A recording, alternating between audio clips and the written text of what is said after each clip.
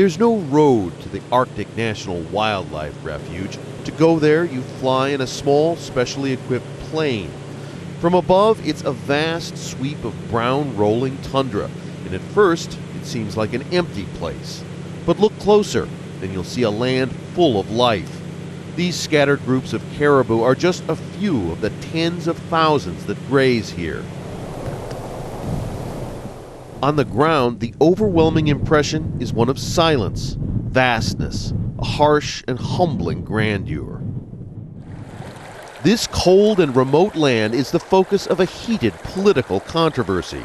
There is oil beneath the tundra. No one knows for sure how much, perhaps 10 billion barrels or more. U.S. President George Bush wants to allow oil companies to drill in the refuge, citing soaring fuel costs that are hurting American consumers. Environmentalists say drilling for oil here would disrupt a fragile Arctic ecosystem and threaten one of the last wild places left in America. Opponents say drilling in the refuge would be no quick fix for high fuel prices.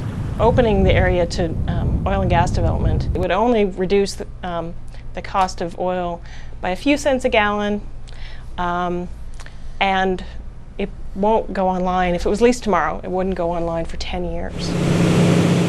150 kilometers west of the refuge lies Prudhoe Bay, North America's largest oil field.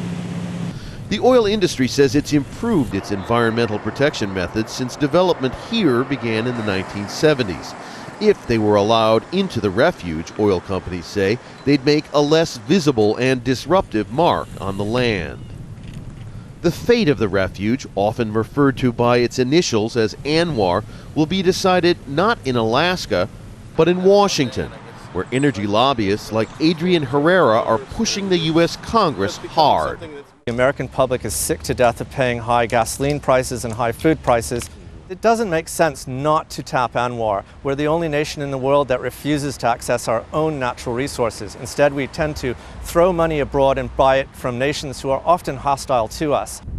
In the past, environmentalists and their allies in Congress, mostly Democrats, have refused to let the oil companies into the refuge. Whether they will be able to resist the new demands remains to be seen. But the political pressure is mounting, and the fate of this fragile wilderness hangs in the balance. Robert Reynolds, Al Jazeera, in the Arctic National Wildlife Refuge, Alaska.